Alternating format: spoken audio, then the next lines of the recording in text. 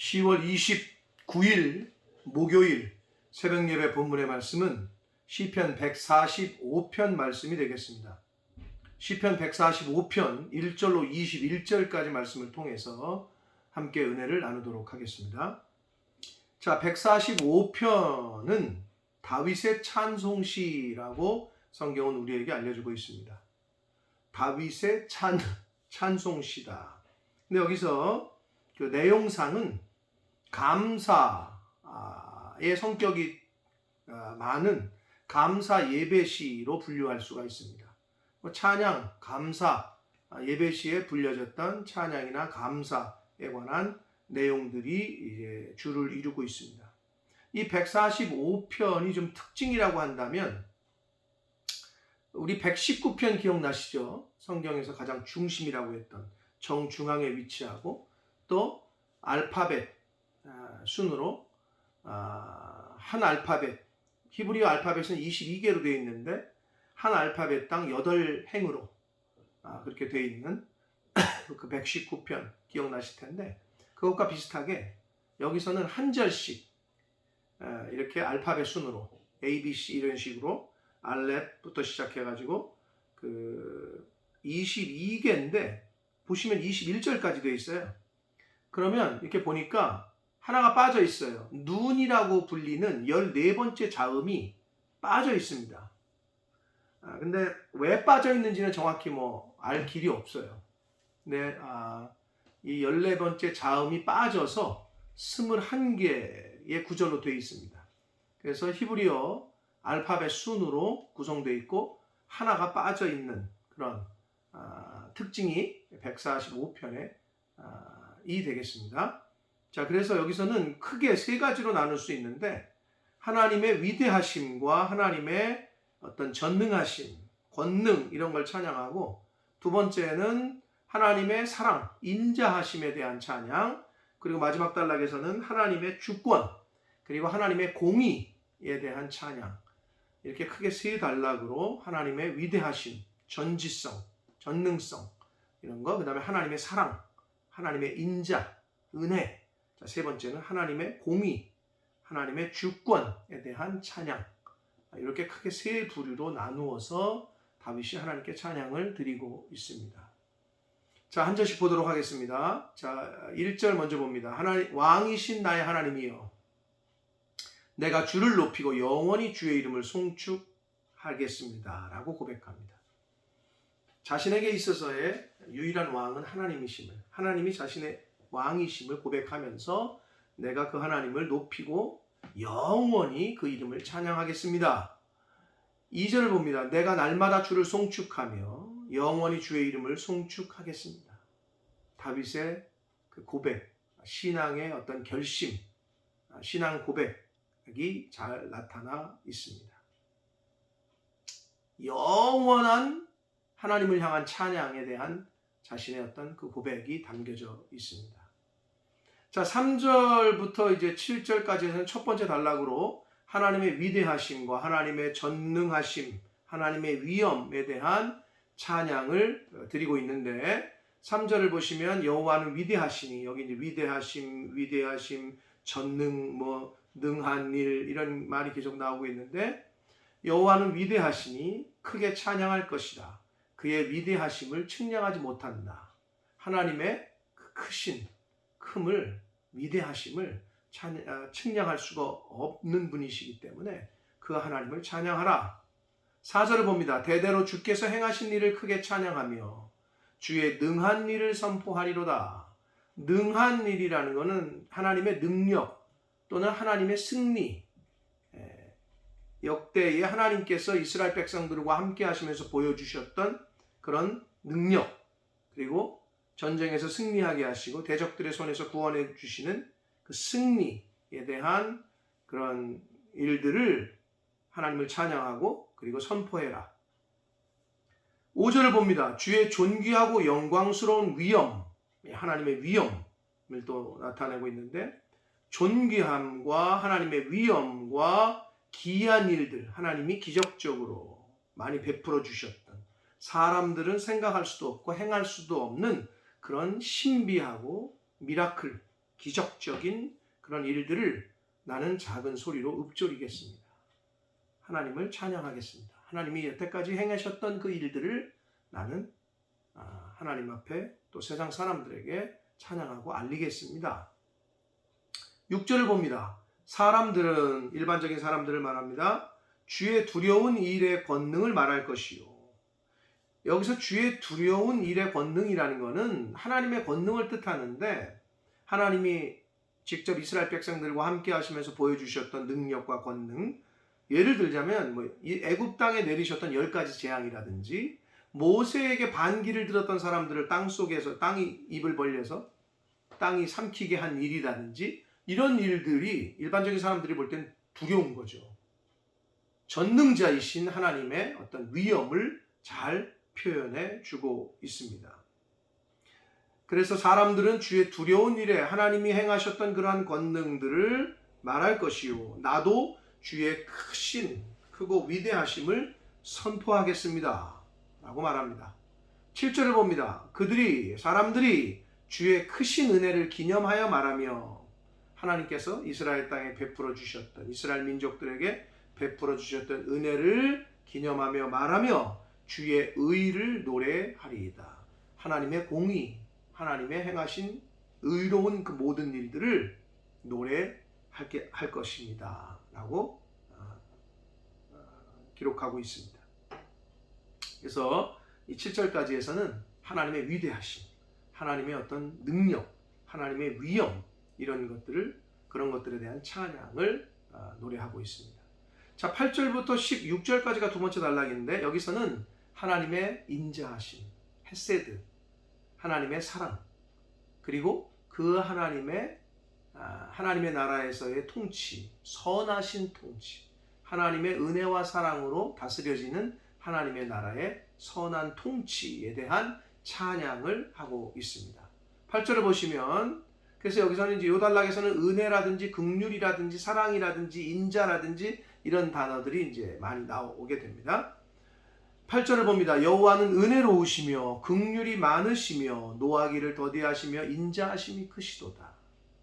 은혜로우시고 긍휼이 많으시고 그리고 노하기를 더디하시고 인자하심, 사랑하심이 참 크신 분이시다. 9절, 여호와께서는 모든 것을 선대하시며, 하나님께서는 선하신 분이시기 때문에 모든 것에 대해서 선하게 대하시며 그 지으신 모든 것에 긍휼을 베푸시는 분이시다. 기본적으로 하나님의 속성은 선하시고 하나님은 사랑이시라. 하나님은 사랑을 베풀어 주시고 인자하시고 긍휼을 베풀어 주시는 분이시다 라고 말합니다. 10절, 여호와여 주께서 지으신 모든 것들이 주께 감사하며 주의 성도들이 주를 송축하리이다. 하나님이 지으신 모든 세계, 모든 피조물들이 하나님을 찬양하고, 사람들도 하나님을, 주의 성도들, 하나님의 백성들이 하나님을 송축합니다 라고 지금 노래하고 있습니다. 또 이것은 오늘날 저와 여러분, 하나님의 백성들, 성도된 하나님 나라의 백성된 하나님의 자녀된 저와 여러분이 행해야 될 마땅한 행할 바, 뭐예요? 하나님을 찬양하는 것, 하나님께 영광을 돌리는 것, 그것이 저와 여러분의 삶의 가장 큰 목적, 하나님의 영광을 위하여 하나님께 찬양을 드리는 삶, 이것이 저와 여러분이 이 땅에 살아가는 가장 중요한 목적입니다. 11절을 봅니다. 그들이 주의 나라의 영광을 말하며 주의 업적을 일러서 말한다는 거예요.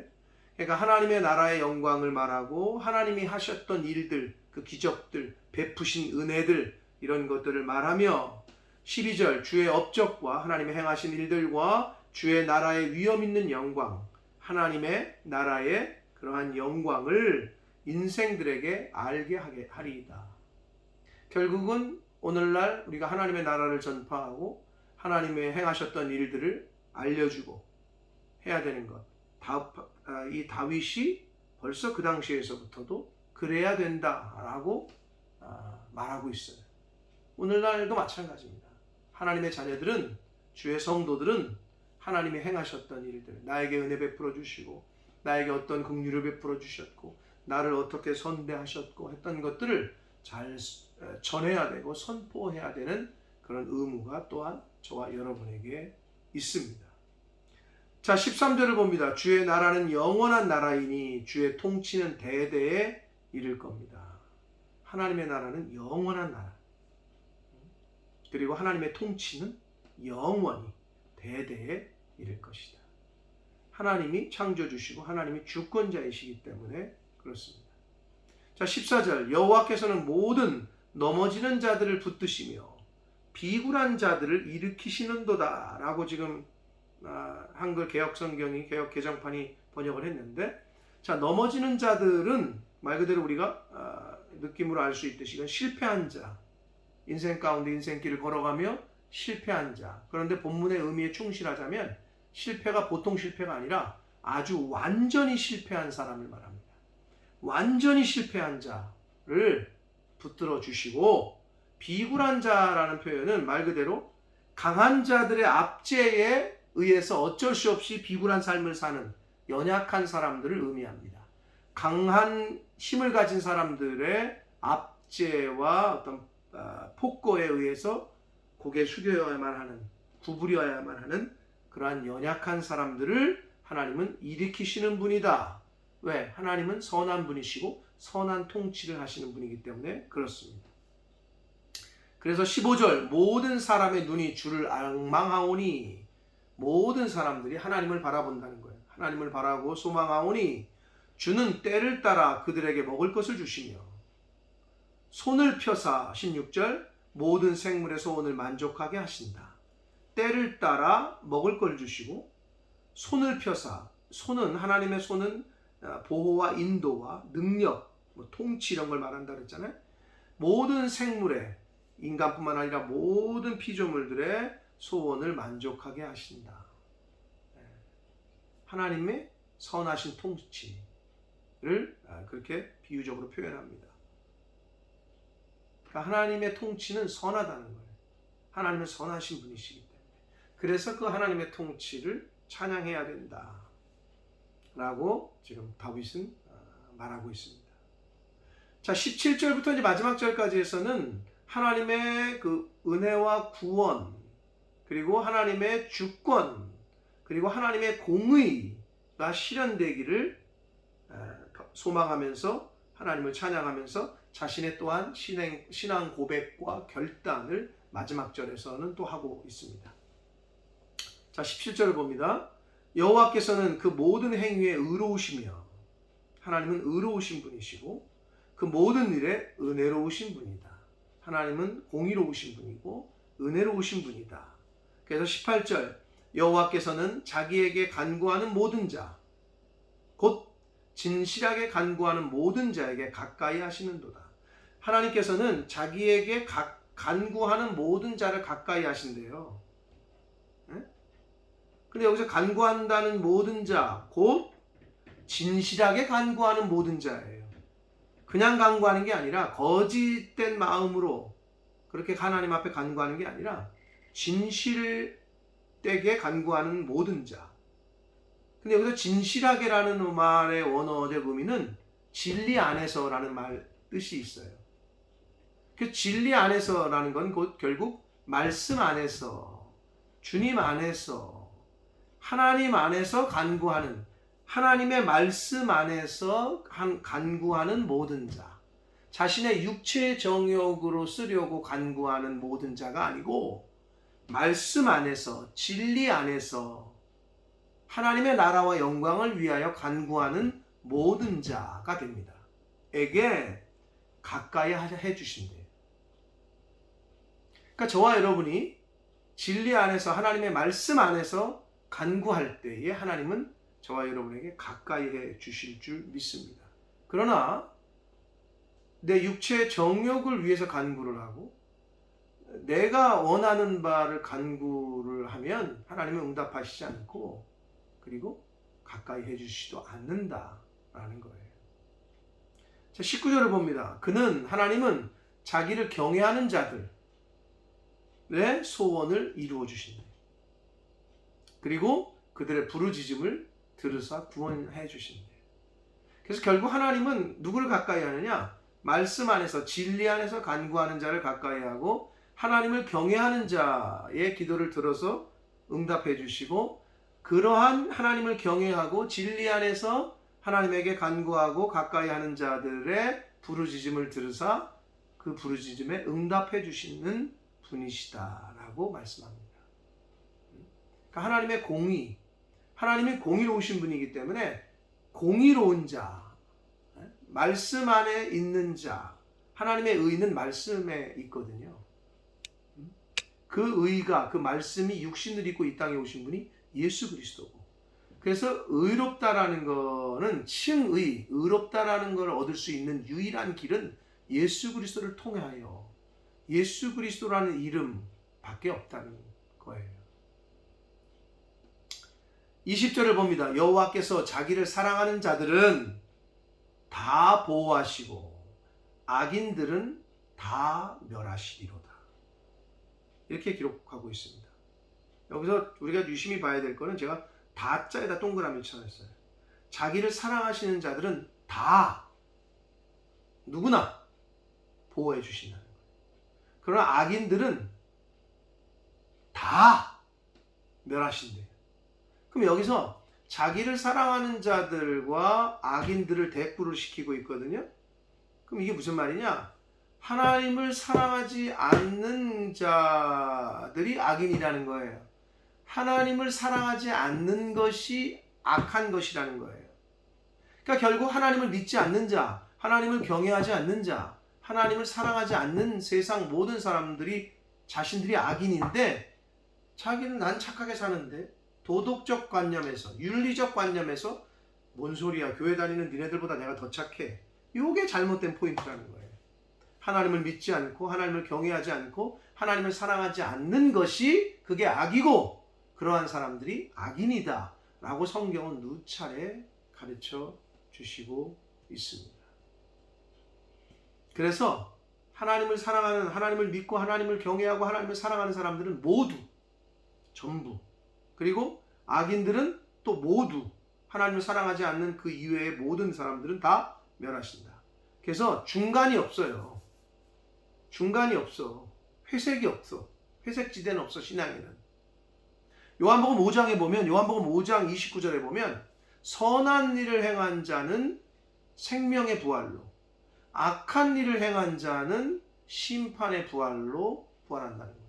그러니까 결국 하나님 앞에 섰을 때 하나님께서 보실 때 선하게 하나님의 말씀대로 산 사람은 생명의 부활로 천국 가는 거고, 그렇지 않고 하나님을 사랑하지 않고 하나님을 경외하지 않고 하나님을 믿지 않고 하나님 말씀대로 살지 않은 많은 사람들, 즉 악인들은 지옥 간다는 거예요. 심판받는다는 거예요. 21절을 봅니다. 내 입이 여호와의 영예를 말하며 모든 육체가 그의 거룩하신 이름을 영원히 송축할지어다. 이렇게 끝맺고 있습니다. 그러니까 모든 사람들은 하나님의 거룩하신 이름을 송축해라 라고 권면합니다.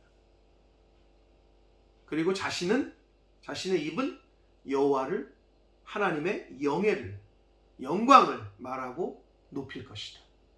그렇게 찬양하는 삶을 살 것이다 라고 자신의 어떤 결심과 결단을 하면서 끝맺고 있습니다. 사랑하는 성도 여러분,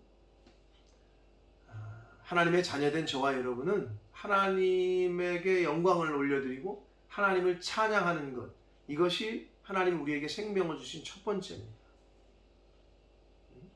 하나님의 위대하심, 그리고 다윗이 말한 대로 하나님이 어떻게 은혜를 베풀어 주셨고 어떻게 긍휼을 베풀어 주셨고 어떤 기적을 베풀어 주셨는지를 선포하라는 거예요.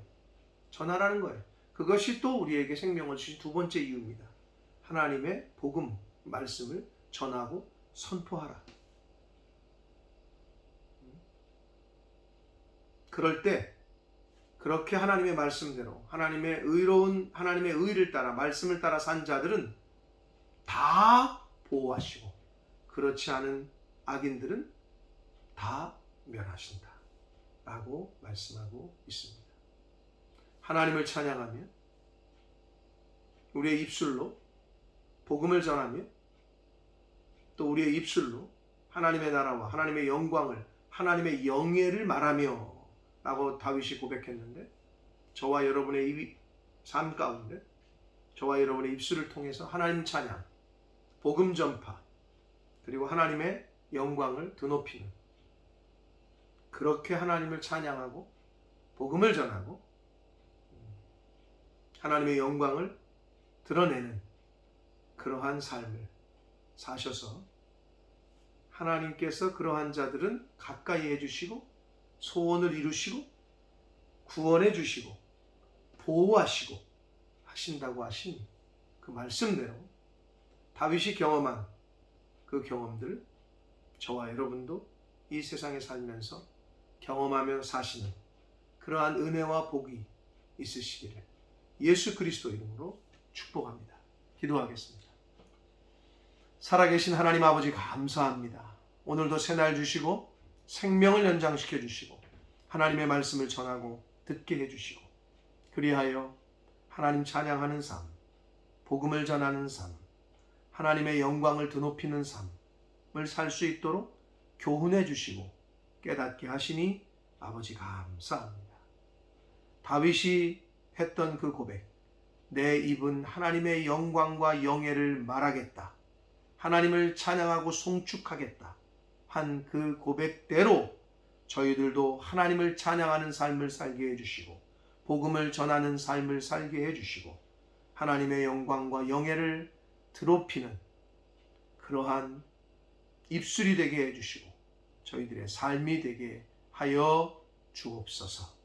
아버지, 생명 있는 날 동안에 그렇게 살 수 있도록 인도하여 주옵소서.